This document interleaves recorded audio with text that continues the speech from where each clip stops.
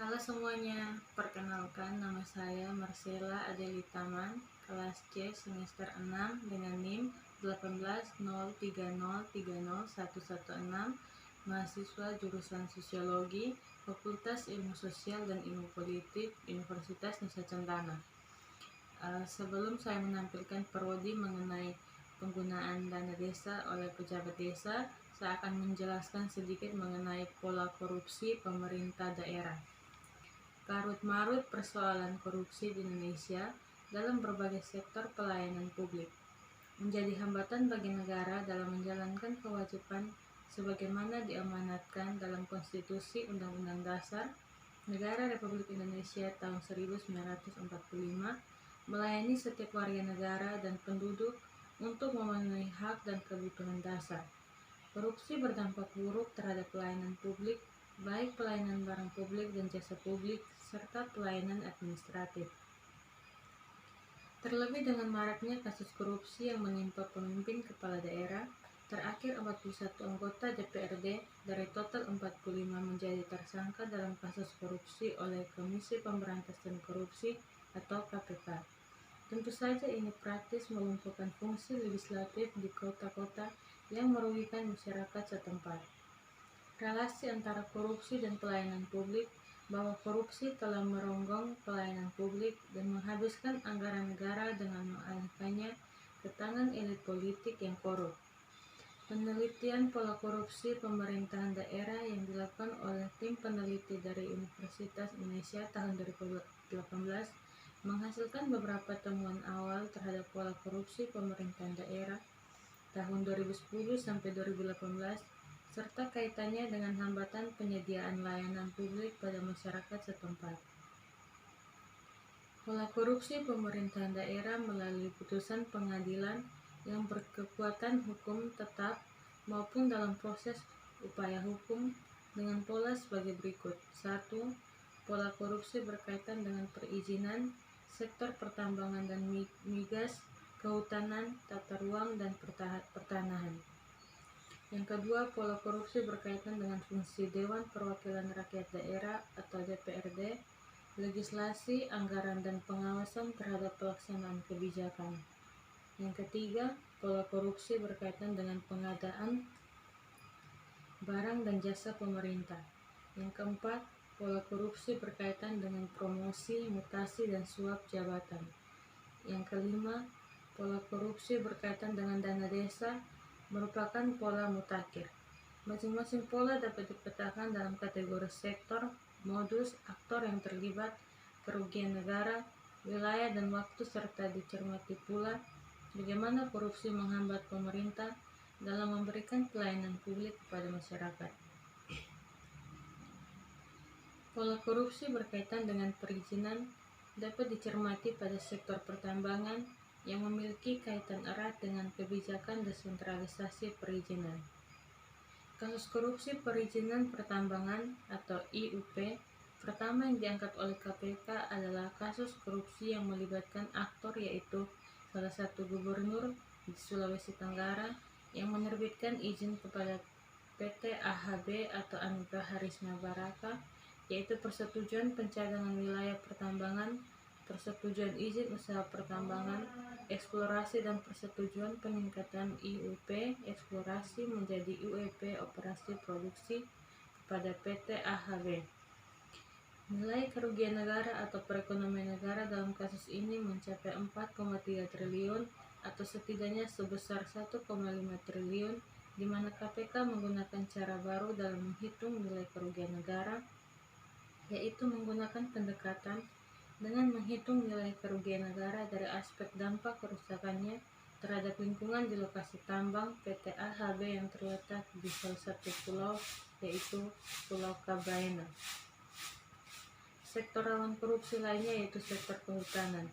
Terlihat dari pola korupsi melalui modus suap dengan cara rekomendasi tukar-menukar kawasan hutan, pengajuan revisi alih fungsi hutan menjadi bukan kawasan hutan, penilaian dan pengesahan usulan rencana kerja usaha, pemanfaatan hasil hutan kayu pada hutan tanaman pada areal yang diberikan izin usaha pemanfaatan hasil hutan kayu pada hutan tanaman, dan proses permohonan alih fungsi hutan lindung. Pada intinya, pola korupsi ini memiliki kontribusi pada deforestasi, penghilangan hutan alam dengan cara penebangan kayu, atau mengubah peruntukan kawasan kehutanan menjadi non-kawasan kehutanan. Sedangkan dalam sektor tata ruang dan pertanahan, modus korupsi yang timbul ada dalam pengurusan hak guna usaha atau HGU, perkebunan dan surat persetujuan pemanfaatan ruang atau SPPR. Lebih tersistematis adalah pola korupsi yang timbul berkaitan dengan pelemahan fungsi DPRD. Diidentifikasi melalui kasus penyuapan oleh anggota DPRD oleh eksekutif maupun pengusaha.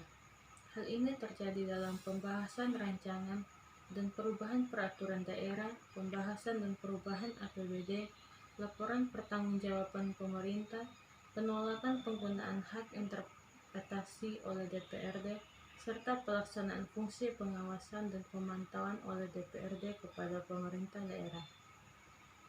Hal yang menarik kasus korupsi dana desa di kabupaten di berbagai provinsi menambah pola baru sektor aktor baru, yaitu keterlibatan dari kepala desa dalam korupsi. Pola korupsi dalam pengadaan barang dan jasa masih menjadi praktek korupsi yang umum dan sering terjadi. Faktor politik biaya tinggi dituding sebagai penyebab terdorongnya pejabat pemerintah terpaksa melakukan korupsi. Mereka harus menanggung biaya operasional politik, menyumbang partai, dan bahkan tuntutan konsekuensi untuk menyumbang sesuatu kalau tidak mereka enggan memilihnya. Akibatnya, para pejabat eksekutif dan legislatif di daerah bersekongkol memanipulasi APBD untuk kepentingan biaya politik tersebut.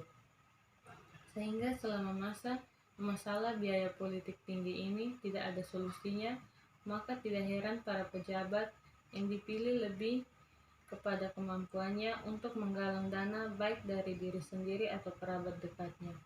Sehingga tidak heran pejabat tinggi yang dipilih lebih mempunyai karakteristik transaksional daripada yang mempunyai visi membawa perubahan transformasional seperti yang diidentifikasikan oleh James Byrne. Pada akhirnya, pekerjaan besar pemerintah adalah memastikan menciptakan lingkungan politik yang memberikan insentif bagi para tokoh-tokoh yang mempunyai kompetensi visi dan integritas untuk dapat terpilih sebagai pejabat publik, sehingga dapat membawa perubahan transformasional dalam pemerintah daerah dengan harapan menyediakan pelayanan publik menjadi lebih optimal.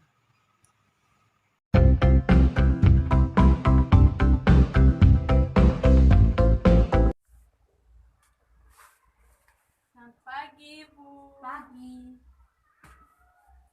Ada buat apa, Ibu? Ada tanda tangan berkas-berkas. Oh, Ibu, saya mau tanya.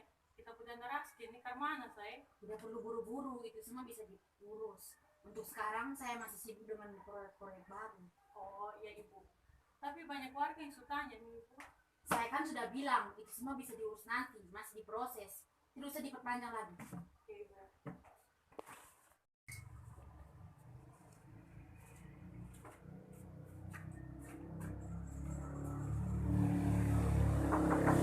Ibu, masuk, Ibu. Aduh, Ibu, ada perlu apa, Ibu? Ibu, kepala desa ada kok, Ibu. Wah, kepala desa baru keluar nih, Ibu. Kenapa, Ibu? Saya mau tanya, dana raskin itu ke mana? Aduh, dana raskin kok, Ibu. Kepala desa bilang dana raskin ini masih sementara diproses. Hanya so masuk dari bulan lalu, Ibu. Hanya tinggal tunggu waktu saja untuk dibagikan. Baik, so Ibu. Permisi pulang, Bu. Oke, Ibu. Hati-hati, Ibu. Terima kasih, Ibu. Ya. Kok pulang-pulang? Iya, belum pulang nih, Ibu. Berkas terlalu banyak, jadi mesti tanda tangan, Ibu. Oh, iya, Ibu. Ini, mau kasih ini dong. Tadi ada laki RT ke sana mencari Ibu nih. Dicari sebuah apa? Iya, dan ke Ibu, mah. Aduh, buru ke saya RT, ini itu berat. Cukup dibilang, saya. Oh, iya, Ibu, ya terlalu, Ju. Oh, iya, Ibu. Ini betul, Su. Tadi ada warga yang datang cari Ibu nih. Oh begitu, ada apa nih? Mereka datang soal dana raskin nih, Ibu. Mereka bilang kan belum dibagikan. Itu uang masih utuh ah.